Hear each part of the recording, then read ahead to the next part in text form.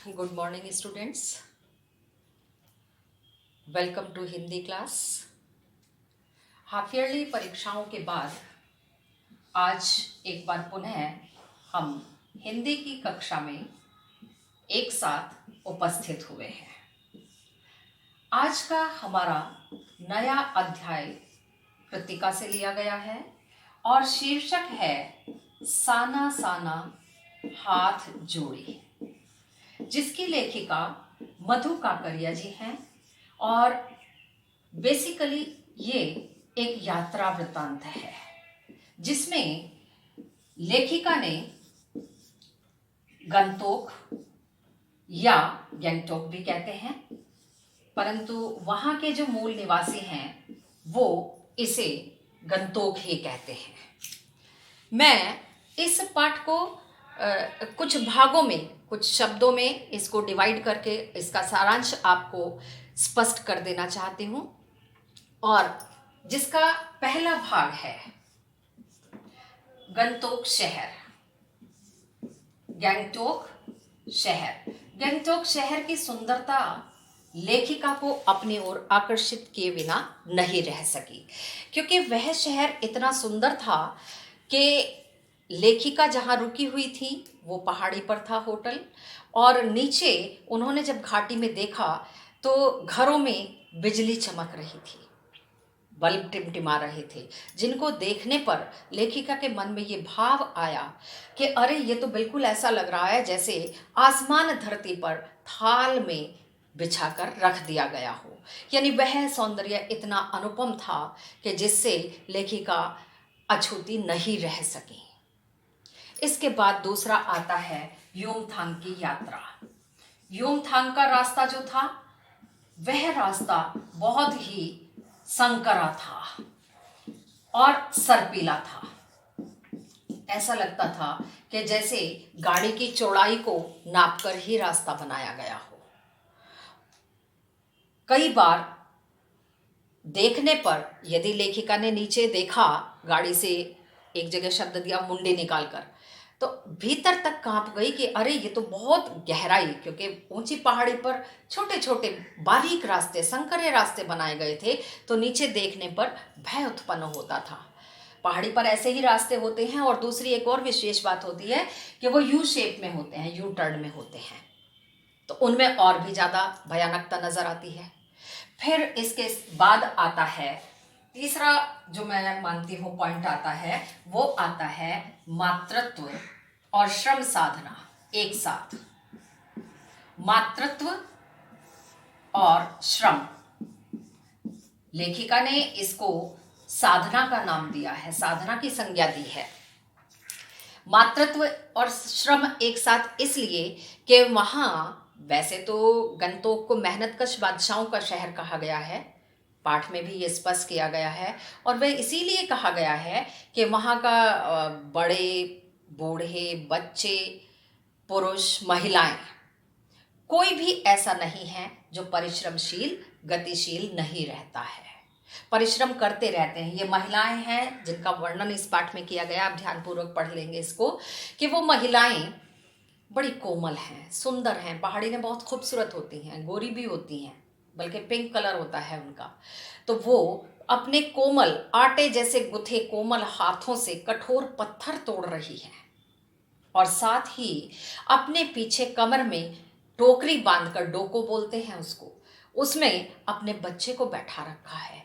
इसीलिए इस प्रसंग को हम मातृत्व और श्रम की संज्ञा दे रहे हैं, पाठ में ये बताया गया है।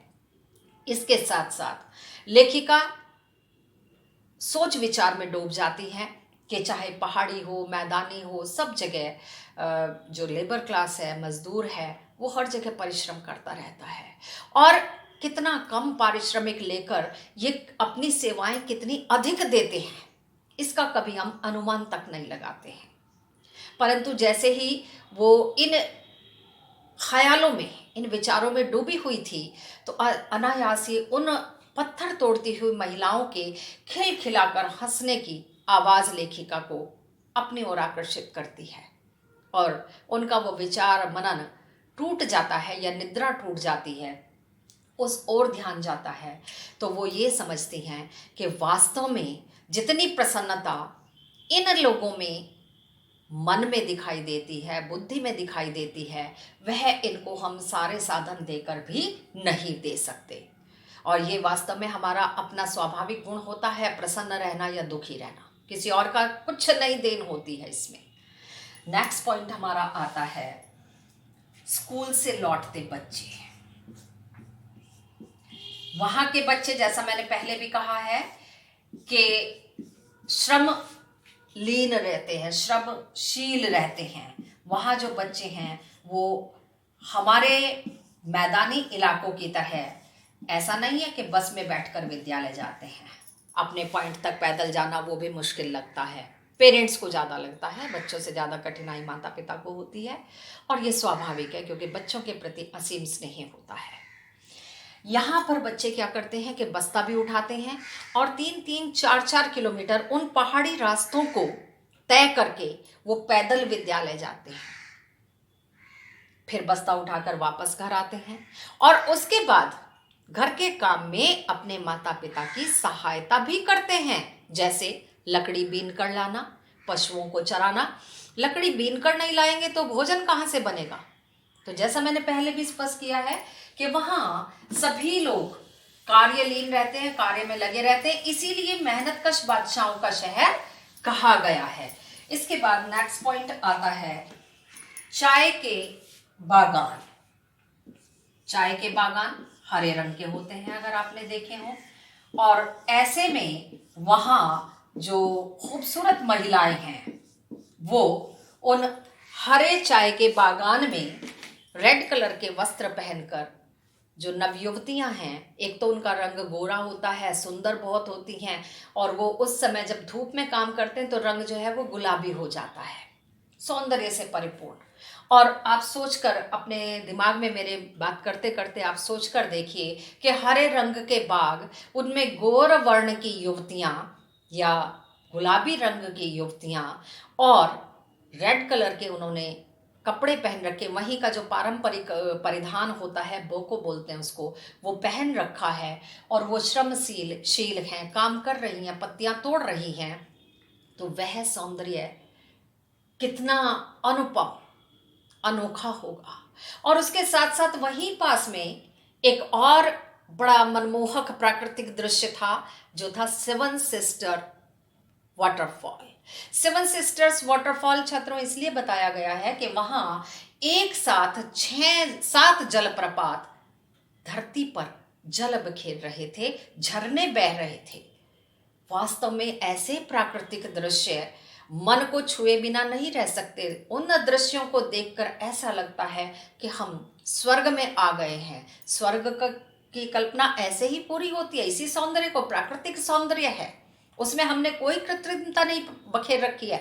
हम यहाँ मैदानी इलाकों में रहते हैं, सब कृत्रिम होता है, पर वहाँ सब कुछ नेचुरल होता है, प्राकृतिक होता है, इसीलिए वो इतना खूबसूरत है। धूल मिट्टी नहीं होती, पॉल्यूशन नहीं होता, क्योंकि हमारी आपकी तरह वहाँ हर कोई 2 व्हीलर 4 व्हीलर का प्रयोग नहीं करता। तो सीधी सी बात है, पॉल्यूशन भी कम होगा। हम लोग उतना ध्यान नहीं रख पाते हैं क्योंकि हम आवश्यकताओं को ज़्यादा महत्व देते हैं, पर्यावरण या देश को नहीं।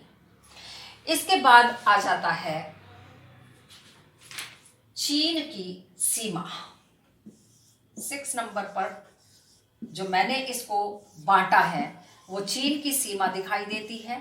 और चीन की सीमा के साथ साथ जब चीन की सीमा दिखाई दी तो वहाँ हमारे भारतीय सैनिक भी दिखाई देते हैं। और भारतीय सैनिकों की बात यदि की जाए तो आपने देखा होगा कि पिछले कितने समय से, लॉकडाउन में जून के समय से चीन की चर्चा अक्सर होती रहती है, क्योंकि आज का भारत उन्नतिशील है, प्रगति की ओर बढ़ रहा है। और चीन ये बात बर्दाश्त नहीं कर पाता क्योंकि वो अपने आप को सर्वोपरि रखना चाहता है।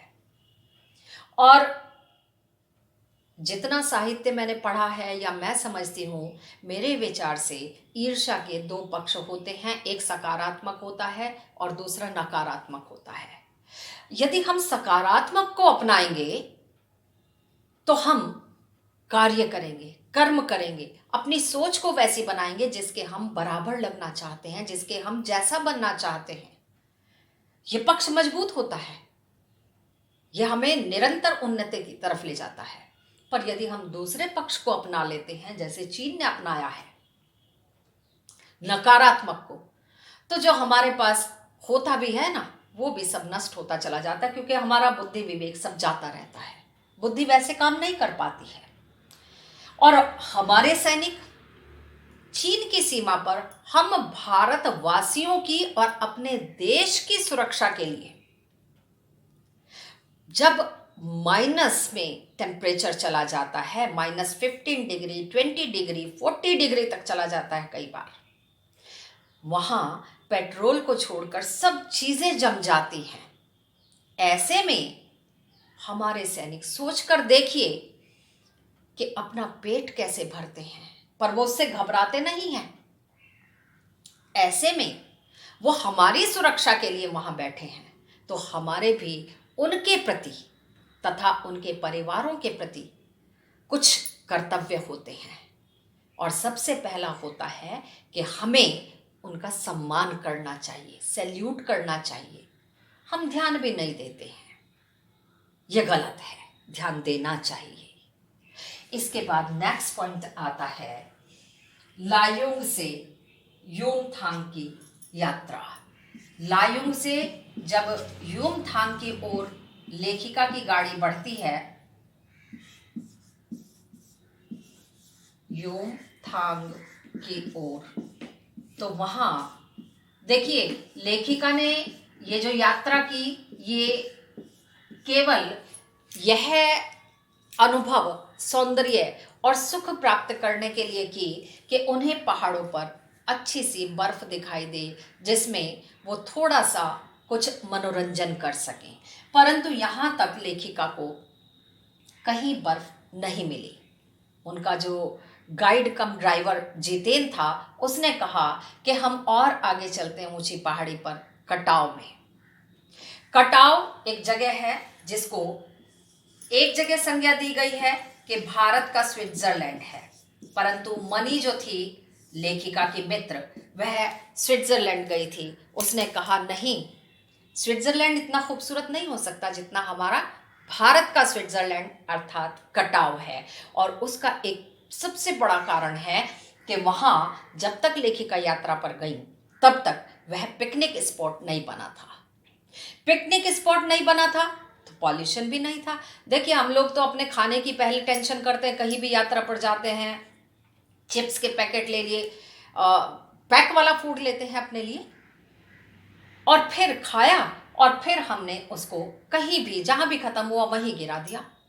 प्लास्टिक या अन्य इस तरह की चीज़ों से कितना पॉल्यूशन बढ़ता है। आज तो हम लोग पिछले 5-6 सालों में काफ़ी जागरूक हो गए हैं, जब से हमारे देश में हमारा नया एक बॉस बैठा है माननीय प्रधानमंत्री जी, तो तब से हम स्वच्छता की ओर भी ध्यान देने लगे हैं, अपनी सेहत की तरफ भी ध्यान देने लगे हैं। तो बहुत सारी ऐसी स्कीम चलाई गई हैं जिनके द्वारा हमारा ध्यान उन्होंने आकर्षित किया है और हमारा रुझान भी उस तरफ उन्होंने बढ़ाने का प्रयास किया है। और इसमें मुझे लगता है कि हाँ, हम लोग बढ़े हैं उस तरफ। यहाँ हमारा ये पाठ के सारांश में हम अंत में पहुँच गए हैं। यहाँ एक जगह आप देखिए कि मनी और लेखिका की बात हो रही है, जहाँ जल संचय की बात की गई है कि प्रकृति किस तरह से सर्दियों में बर्फ के रूप में जल को संचित करती है, और गर्मी में जब हम गर्मी से त्राही त्राही करते हैं, त्रस्त हो रहे होते हैं, तब नदियों के रूप में उस जल को हम लोगों तक प्रकृति स्वयं पहुंचाती है।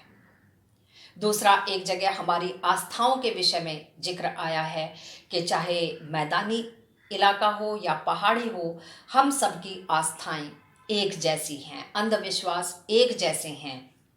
प्रेयर व्हील घुमा लो तो हमारी आत्मा शुद्ध हो जाएगी, सब पाप मुक्त हो जाएंगे। गंगा में स्नान कर लो तो जितने भी हमने पाप किए हैं वो सब पुण्य में परिवर्तित हो जाएंगे। एक जगह उन्होंने जिक्र किया है कि बौद्ध धर्म में आपने ये क्लास 9th में भी पढ़ा था कि किसी भी बुद्धिस्ट की मृत्यु पर, किसी भी निर्जन स्थान पर, शहर से, रिहायशी इलाके से दूर 108 श्वेत पताकाएं लगाई जाती हैं और उनको उतारा नहीं जाता है। वो धूप में, सर्दी गर्मी में स्वतः ही नष्ट हो जाती हैं। फिर इसी संदर्भ में आगे बताया गया है कि वहाँ ऐसी परंपरा है कि लोग कोई भी अपना नया कार्य शुरू करते हैं, व्यवसाय शुरू करते हैं, या घर में कोई शादी विवाह का कार्यक्रम होता है, तो उसके बाद खुशी के अवसरों के लिए 108 रंगीन पताकाएं वही रिहायशी इलाके, शहर से, गांव से दूर लगाई जाती हैं और उनको भी उतारा नहीं जाता है, वो स्वतः ही नष्ट हो जाती हैं। तो आज के अंक में हम यहीं तक, हमारा यहाँ पाठ का सारांश, साना साना हाथ जोड़ी यात्रा वृतांत पूरा हो गया। हमने पूरी गंतोक की यात्रा कर ली है। बाकी का मैं आपको इसके बाद पीपीटी के द्वारा लेखिका का संक्षिप्त परिचय तथा पाठ का सारांश भेजूंगी। आप लोग उसको ध्यानपूर्वक पढ़ेंगे और इसके बाद के अंक में, क्योंकि इसमें 16 प्रश्न दिए गए हैं, तो 1 to 8 प्रश्न और उनके उत्तर इससे अगले अंक में भेजूंगी और बाकी के 8 उससे नेक्स्ट अंक में भेजूंगी।